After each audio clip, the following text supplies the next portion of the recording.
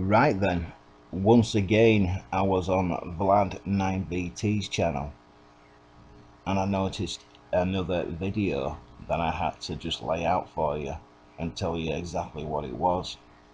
There is actually one more. I won't say where it is because you will all go look at it, but that will be just as interesting, if not more. And this gets into the petrified saturated wood that most of this channel is now beginning to lean towards.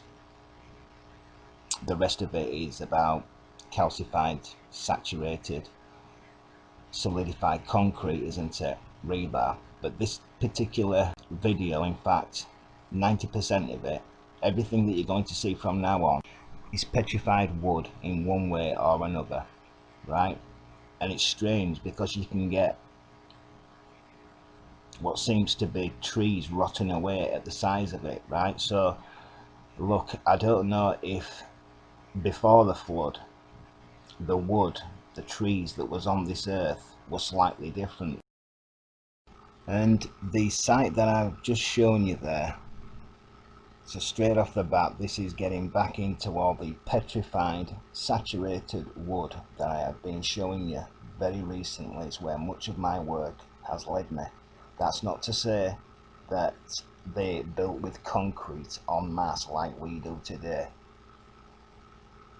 And yes, our concrete doesn't last much over 50 to 100 years. It corrodes, erodes to dust, leaving the rebar behind, or the rebar erodes first and then it will corrode down to nothing, will fall down, right? It lasted due to the volcanic ash that covered at least the whole of Europe, most of Russia too. And I believe myself now from work I've done that it caused enormous tsunamis. I don't know if this was the Great Flood. I think the Great Flood was a separate event, but it covered what we call the highest mountains, that's for sure, due to the work that I've shown you around Machu Picchu, okay?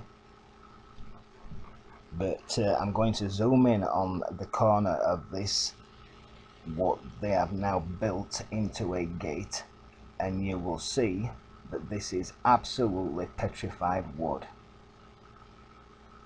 Now, whether or not this stuff petrifies in this way because our reality, our realm was different back then, the trees, the wood was different, so it petrified in a different way, or it is literally the ash and the flood has caused this. You can take your pick, because I'm not too sure, but I do know what I'm looking at, and I've proved it ad nauseum these past 5 years.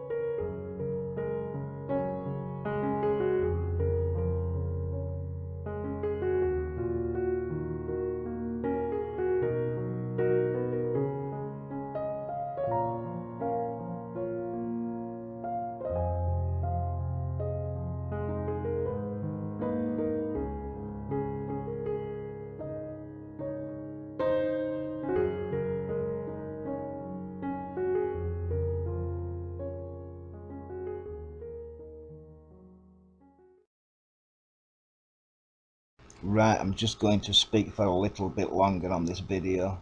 I would urge all of you to check out my dolmen videos, like I'm always hyping on about, because it was about 2 years ago when it hit me that I was onto something major with this, and all the Tree of Life, real geology videos, final jigsaw videos. I urge you all to dig into those before you fully get and understand the seriousness of what I've landed on here. So some of these sites here, well, this one here is the major reason, is the main reason why I made this video when I watched Vlad's video. If you can try to imagine just carving away huge 1-ton slabs and placing them on the roof, well, you would be placing them on what, for one thing? So you're talking about a wooden frame, are you? Placing 1-ton slabs, 1-ton slabs, about 20 of them over what? Just think about that. It's petrified wood, and it's so blatantly obvious. And in fact, I'm just going to leave the rest of the video now to run through. I will do my best to find the best images I can to make it blindingly obvious for you. And I'll get back to you again pretty soon with another video.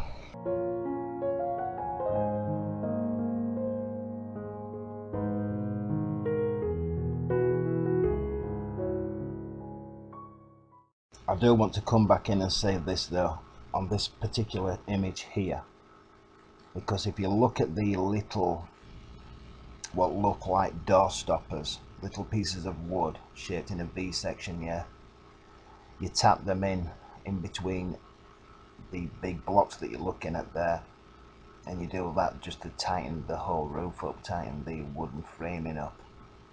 Anyone that's built anything like this will know what I'm talking about, especially if you was in a wood and you were building something quickly. You wanted it tight, you would be tapping those little door stoppers down the whole structure to keep it tight. And they've also petrified. There's more proof for you people.